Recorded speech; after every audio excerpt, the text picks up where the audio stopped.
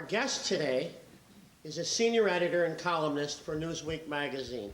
He not only writes, but he helps interpret and determine and shape the contents of the magazine's political and governmental coverage nationally and internationally.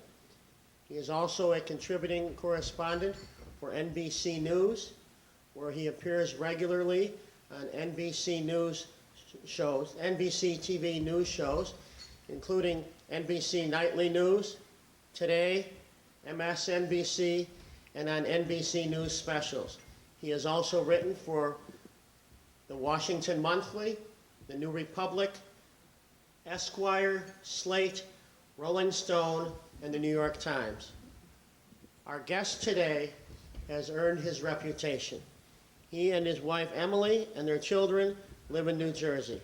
Ladies and gentlemen, please welcome to the City Club of Chicago the distinguished newsman, Jonathan Alter. Jonathan?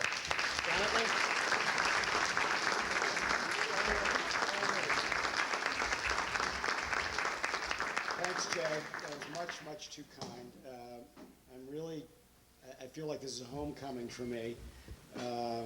Not only having my parents in the room, my mom is now running a big tutoring program she helped start in Cabrini Green, where they've got 1,000 reading tutors. And my dad, if any of you are interested, is leading the opposition to the new Soldier Field project.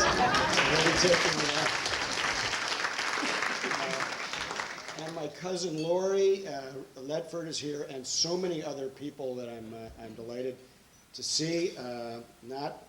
There has not been such a collection of people who made a contribution to the greatness of Chicago in one room since Richie Daley dined alone. And that's what we're all supposed to say, right?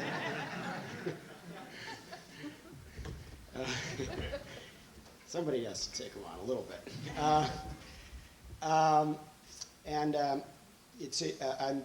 I'm here not just to talk to you today, but I came into town to participate in something called City Year, the City Year Convention, which some of you know about. It's a program, it's now in 13 cities, and they take 18 to 24-year-old kids and they enroll them in a kind of combination domestic Peace Corps boot camp type program where they do service projects, after-school programs, help the elderly for a year. And this is what President Clinton came in for last night, and I'm going to moderate a panel that's going to include Senator McCain tonight. And it was the original model for AmeriCorps, which has now had 250,000 people go through it, although not a lot of publicity. In any event, a project that you all should be familiar with. But every time I come back to Chicago,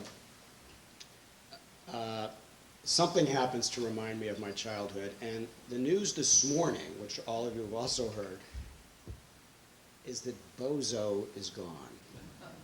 And this is not entirely unrelated to the subject of my remarks today, before we open it up for questions. To my mind, that the end of Bozo, not to analyze it too seriously, is part of a kind of homogenization of American city life, which we really, there used to be a lot of local shows, and local culture had its own variation, and it was replaced by Nickelodeon, Disney, Jerry Springer in the middle of the day. In New York, Times Square has been cleaned up. That's the good news. The bad news is it's Orlando. And that's kind of the way I felt when I saw that Bozo was going down. And what I wanted to try to do was to very quickly, before I hear from all of you, and we can talk politics or the tax cut or Florida or whatever, but I wanted to quickly run through some of the good news and the bad news about American cities right now, just to give us a little bit of perspective. They say that a critic is somebody who tells you where to go, gives you a roadmap, but has no idea how to drive. So that, accept these in that spirit. I basically see about 5 signs of great hope. You can get 1,000 signs just by driving around Chicago and seeing how much nicer it looks than it did 15 years ago. But, and some of these come from a book that I would recommend to all of you. It's called Comeback Cities by Paul Grogan and Tony Procio. And what they've done is they've gone and kind of cataloged a lot of what's going on in cities across the country. When I get to the negative part, they didn't put that in there, but it's useful sometimes just to restore some sense of hope to catalog a little bit where we've come. First, there's been a nonprofit revolution, which many of you have been involved with. Old President Bush, they call him 41 now to distinguish from 43, 41st president, called it 1,000 points of light, but it's actually tens of thousands of points of light. And the growth of the nonprofit sector has, amazingly enough, exceeded the growth of the private sector in the last 10 years in this country. So there are nationwide, there are about 3,000 what are called community development corporations, CDCs, that pull a lot of you together to do urban projects, and that it doesn't even count the dedicated particular nonprofits that work on particular problems. We have more than 1,000 boys and girls clubs, which to my mind is one of the great untold stories in this country of the way they've anchored so many communities. City Year is in 13 cities now, and I could go on. The second sign of hope is that the inner city has become an emerging market, almost a little bit like some markets abroad, where you have investment opportunities for a lot of American companies in the inner city that just simply didn't exist just a few years ago. And again, all of you have been involved in that and seen signs of it. It started, interestingly enough, in Chicago. I was talking to my father about this. Years ago, he chaired a commission that Governor Dan Walker put together on redlining, discrimination in mortgage lending. And the firebrand, the person who was kind of pressuring everybody, is somebody that I think some of you know from the West Side, a woman named Gail Sincata. She has this great beehive hairdo. And she took her anti-redlining movement, which started on the West Side, and she took it national in the mid-'70s. And she created a network that pressured Congress. And during the Carter administration in 1977, they passed something called the Community Reinvestment Act, which basically ended most redlining practices and forced banks to lend in the areas in their communities. It's really, the effects of that act, it's just a couple hundred words long, have been profound. I mean, it's almost like a GI Bill in its resonating implications over the years. And in the last 10 years, there have been literally hundreds of billions of dollars in loans pledged by big banks in the United States. They keep merging with each other, and then they issue press releases about how much more money, another $25 billion we're going to invest in cities, so that they don't get such negative publicity after the merger. But they do, and many of you, again, have been involved in those projects. It's just something to keep in mind. Obviously, crime is down tremendously, not just in Chicago, but all over the country. In Boston, it's down 80% in the last decade. The DA in Manhattan told me recently that murder in Manhattan is at its lowest rate since 1937, when they first started keeping statistics. So that's been a big change. And then I think an even bigger thing has been the kind of the end of the ideological and racial struggles. I shouldn't say the end of them, but the taming of those struggles. If you compare, say, the election for mayor of Chicago in 1989 to the one in 1999, and just people seem to be more on the same page, to use the cliche du jour, than they used to be in this country, particularly at the local level. I think that's really helped cities. And finally, cities are just cooler now than they used to be.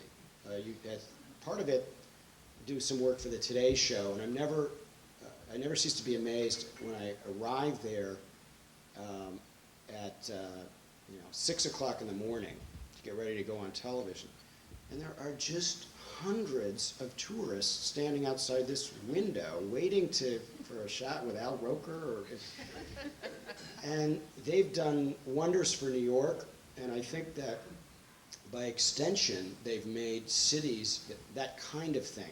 The cows in Chicago, which then spread all over the country, or the other kinds of things that are done here that have made cities fun. And that's been a very powerful and I think kind of underestimated change in the last 5 to 10 years. Now, we always have to look at the glass half empty as well as half full. Part of the definition of a journalist is to come down from the hills after the battle and shoot the wounded. So I need to just very quickly talk about some of the worries that I have. And often it's the flip side of the good news. The nonprofit revolution that I talked about is tremendous, but it is still just scratching the surface. City Year, program I talked about, they have 60 core members in Chicago. And that's nice. 60 young people who are going to go out and do service projects. But in a city this size, that's kind of a drop in the bucket. And they've got about 1,500 nationwide. The AmeriCorps has had 250,000, much bigger than the Peace Corps, but it's a big country. We have 16 million at-risk kids, and we're reaching a much too small number of them. The mentoring programs that have interested me, that have popped up, and I'm sure many of you are involved in tutoring and mentoring efforts at your companies or individually, have not exploded the way they should. Harris Wofford, who was the original head of AmeriCorps, former Pennsylvania senator, who, Jay, I think you'll know this, it was not, this is a bit of off on a little bit of a detour here, but it's an interesting one for a Chicago audience. Harris Wofford is actually the person who elected John F. Kennedy in 1960. It wasn't vote stealing in Chicago. One of the great fallacies of modern American politics is that, Illinois is where the 1960 election was determined. In fact, if Illinois had gone to Nixon, John F. Kennedy still would have won the presidential election in the Electoral College. The reason that he won was that he called Coretta Scott King in jail in the fall of 1960, called Coretta Scott King when her husband, Martin Luther King, was in jail. And word passed in the black community that John F. Kennedy had made this call, and blacks who had been in the party of Lincoln, the Republican Party, Jackie Robinson had been a Republican, they moved over almost en masse in 1960. It started a little bit during the New Deal, but that made the difference for Kennedy. That's why he won the election. Harris Wofford is the person who told him to do this. In any event, Harris says that this movement that I'm talking about, this nonprofit revolution, voluntarism, service, is about where the civil rights movement was in the mid-50s. It's just gathering strength. It's not there yet. We haven't had the kind of explosive growth we need to have this be a social movement that joins the civil rights movement, the women's movement, and other great movements of American history. I believe it can be that movement. the service movement, the youth development movement, and it really has to for the future of the country.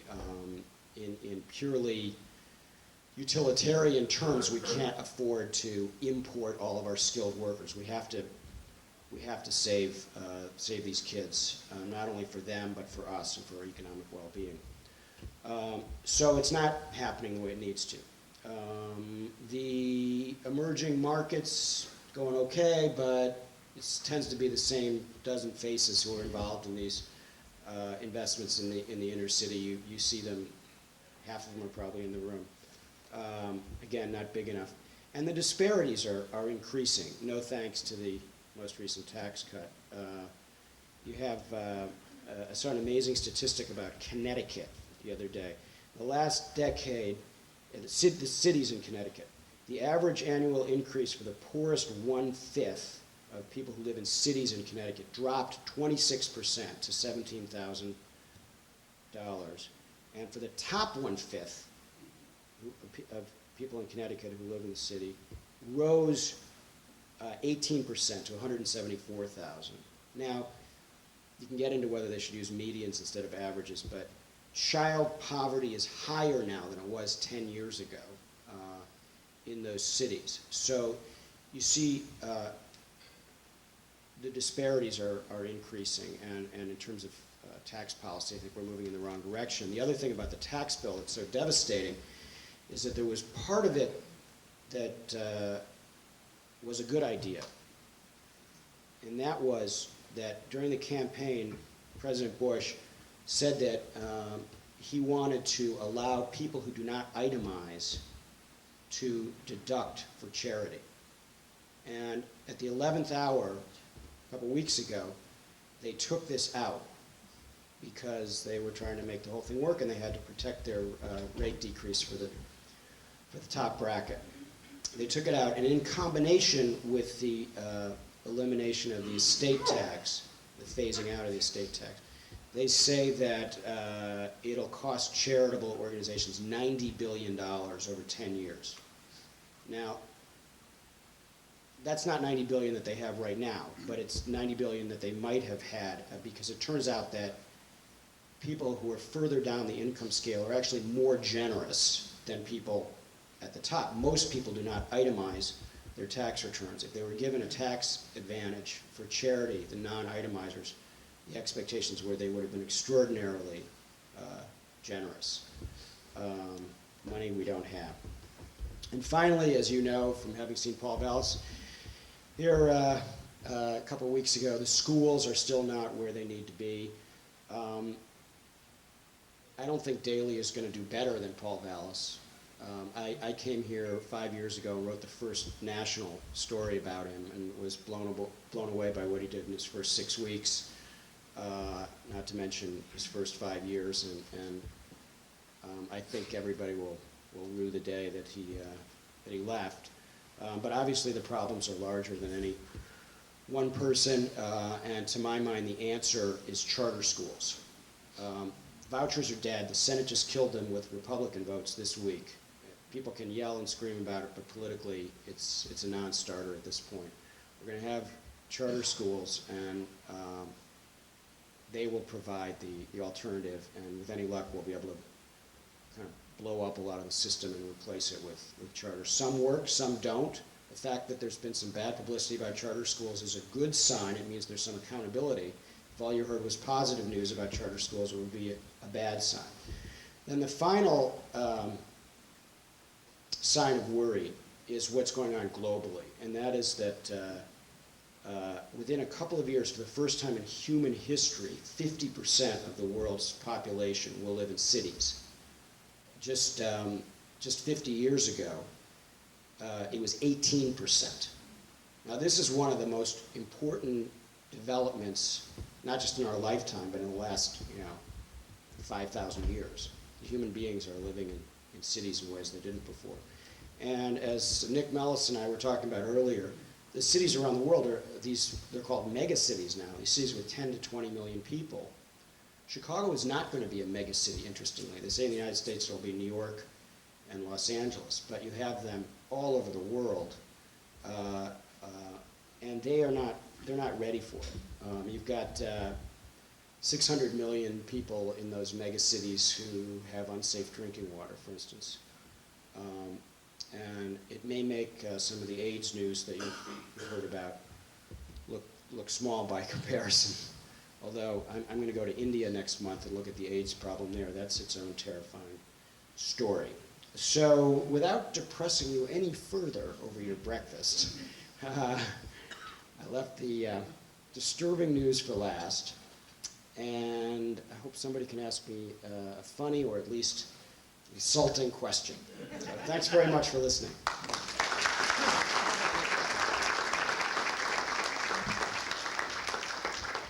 For television purposes, if you want to ask a question to Jonathan, he almost can reach out and touch you. Walk up to the microphone and ask your first question. And while you're thinking of the first question, Jonathan, I have one. This is the privilege of this is what Tom Dashiell must feel like now.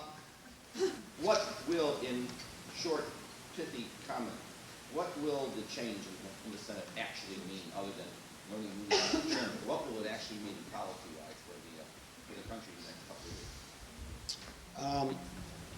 There's a lot of punditry that says it won't make any difference. I don't agree with that. I think it's actually very significant, because if you have the House, the Senate, and the presidency, and the Supreme Court all controlled by one party, you can roll a lot more through. It's much easier to say no than yes in Washington, and as Abner Mikva knows, and it allows the Democrats, although there's some risk in being seen as obstructionist, Dashiell's personality doesn't seem obstructionist, so I think they'll be able to quietly block some things that are not positive for the country. I don't think they're going to be able to enact a democratic agenda, but they can stop some of the bad stuff. Great. Step up, Greg. Good looking young man. She gets over. Jonathan, 2002, 2004, what's going to happen? I love this. The great thing about predictions is I can make a very confident sounding prediction, and none of you, except maybe my parents, will be able to come back in 2 years and say, you were so wrong about that. Although with the internet now, actually, it's happening a little more. There's more of a virtual trail in your predictions. I think that we'll revert to the historical norm, which is that the party that does not control the White House gains in the off-year election. That was true in every off-year election from 1934 to 1998. And in 1998, because of the anomaly of impeachment, and people were so ticked off about what Ken Starr was doing, the Democrats, the party controlling the White House, gained. But you had to go all the way back to Franklin Roosevelt's first off-term election to find that. So I think it'll be difficult, not impossible, all these rules are made to be broken, but it'll be difficult for the Republicans to pick up seats. There are more Republicans up than there were than Democrats. But having said that, there's a fascinating kind of division now in this country. I don't think it's a deep division, but it's a very sharp one between, again, urban and rural, politically. The metropolitan areas went overwhelmingly for Gore, and the rural areas went overwhelmingly for Bush, all over the country. There's some explanations for this is that more religious folks voted for Bush, and the atheist heathen who live in the city voted for Gore. But the suburban areas are now seen as part of the metropolitan areas, so they have gone increasingly Democratic in recent years, which is one of the reasons that Illinois, which is basically a kind of a suburban state, and New Jersey are now quite firmly in the Democratic column in presidential elections anyway. In terms of what happens in 2004, it's just way too early to know. I think that Bush is easy to underestimate. I call him Incurious George because I don't think he has intellectual curiosity, but he does have a strong political shrewdness and could easily be reelected. Can I try? Yeah. Thanks, Carol. I don't think we're live. No, we're not. Oh, well, it's a small room. Would you care to comment on the newest uneasy peace between Israel and Palestine? I think uneasy would be the operative word. I just think that I know that the only Nixon could go to China analysis as applied to Ariel Sharon. I just don't think I buy it. I think they'll kind of take one step forward, two steps back for the foreseeable future. And I was in the Gaza Strip with President Clinton right around the time he was impeached, just before he was impeached. And it's really, even somebody as dedicated to solving the problem as he, and he's invested just hundreds and hundreds of hours in this, couldn't really make headway.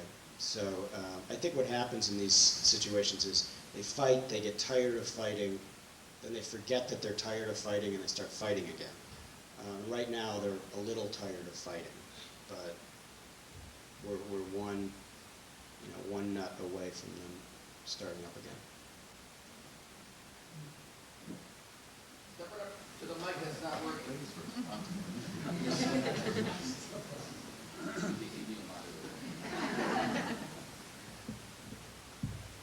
Good morning. I come from another big city in Europe, Barcelona, and I'm worried about what you say that 50% of the population is living in big cities. I would like to know about the ecological impact of these, and especially about the water, because we've got water problems. Yeah, there's huge water problems. The question is about the ecological impact of people moving to the cities, and it's it has to be on anybody's top 5 list of world problems, and not well understood. It's not just a matter of more foreign aid from the United States, although that would help. The idea of land use planning, the idea of planning of any kind is either alien to them or is all the way over on the other extreme, and they have sort of Marxist-Leninists who've now become capitalists in some of these countries who they still think like big central planners, top-down planners, and in some ways that ends up even worse than having no planning, or at least as bad. So they need to find that kind of happy medium that we do have in the United States in terms of water. AIDS is also really worsened by this urbanization because it actually is not the poorest of the poor who get AIDS. It tends to be the elites in a lot of these countries. And the ironic and sad thing is that the more economic development there is, the more at risk they are of AIDS, because the more commerce they have, the more the disease spreads. In July, I'm going to go to Indian truck stops, which I see as, I try to sometimes leverage in on, where is the real problem, vector in on it. And India is, if they don't get it under control, they're going to be in just a few years where Southern Africa is now. And in Southern Africa, it spread in these, as many of you know, there are now 25 million infected in Southern Africa. It spreads at these truck stops. And then the truck drivers take it home to their wives. And so the more commerce there is, the more the disease spreads. So water, AIDS, these are all things that we have to think about. The world is much more interdependent than it used to be. I think we used to be able to just say it's really not much of our problem anymore. It worries me that the administration sometimes gives signals of believing that we can pull in our horns and not isolationist, but they don't have the same sense of engagement. And we have to have that, and those of us in the press have to do a better job of raising people's consciousness about those global issues.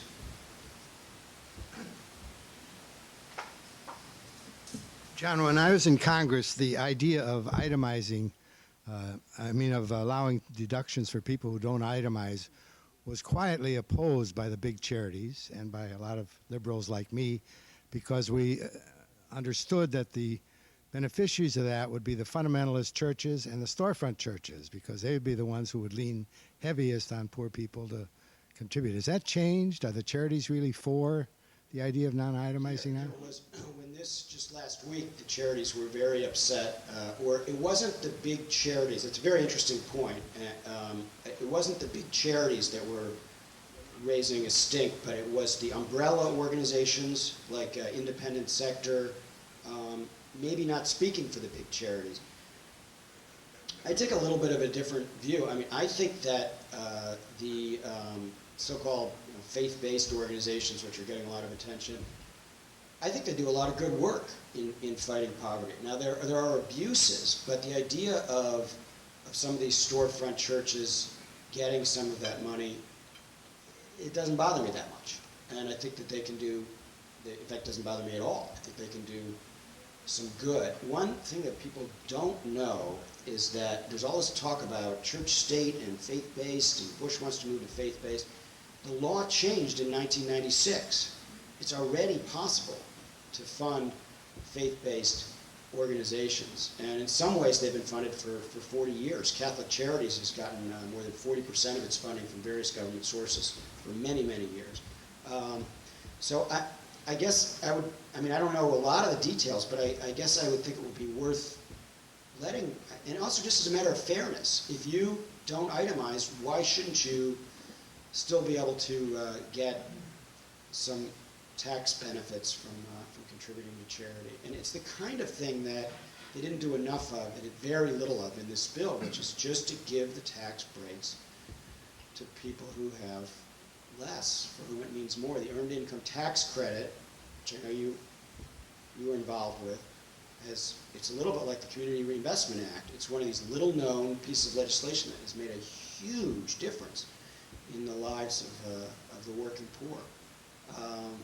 So let's try a lot of those things. That's my attitude toward education too, and why I think one of the most interesting things going here is that a lot of people in the inner city are now siding with the Republicans on some of these education issues, because common sense says it's not working, let's try a lot of different things. I was on the Republican side of this voucher vote they had in the Senate this week. They just wanted to spend $50 million, which is a tiny, it's like 3 people in Chicago when you spread it around the country, just trying little experiments. And the teachers' unions and the Democrats, quite a number of Republicans all said, no, no, no, no, vouchers, they're scary, they're scary.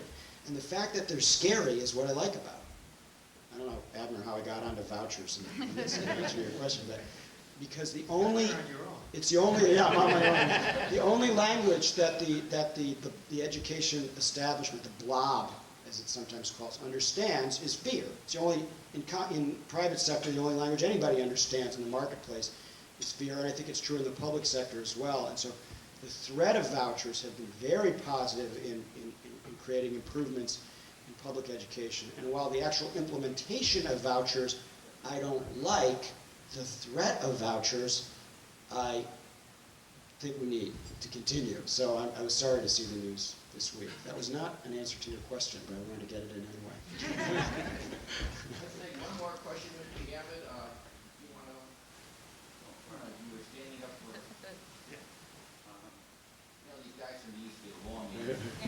Yeah. Just to shift the focus for a minute, I've been a little bit unable to get my arms around the president's argument in favor of missile defense.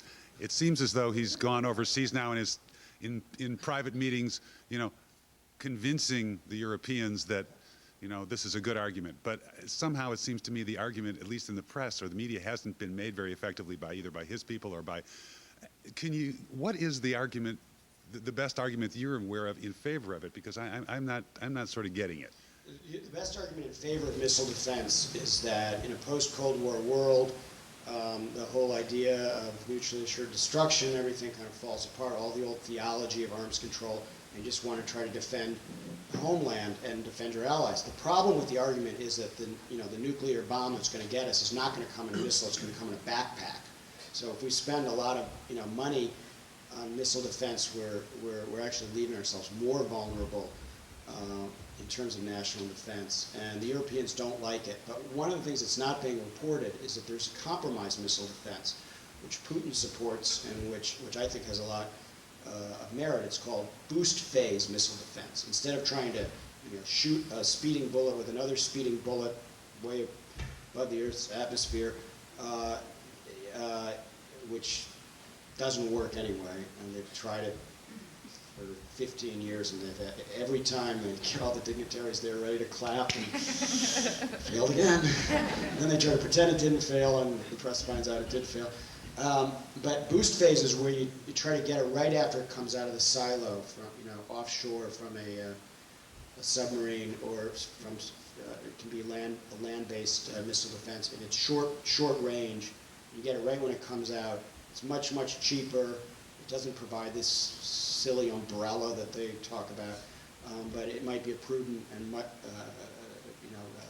missile defense thing. It's also consistent with the ABM treaty, and that's what Putin wants. They've got a lot of other problems with Putin. He's shut down Newsweek, Russia. He's a thug in a lot of ways, but in that he's good. Some of you might have seen, just in closing, some of you might have seen Newsweek broke a story about a phony film critic named David Manning. So, David Manning says, 3 stars for the City Club. Thank you very much.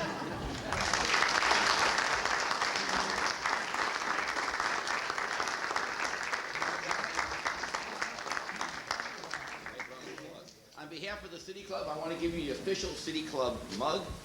The value of that will pass any ethics ordinance. Of course, when you're dealing with journalists, ethics ordinance. And a 1-year membership so you can join your mom and dad as a member of the City Club of Chicago. Round of applause.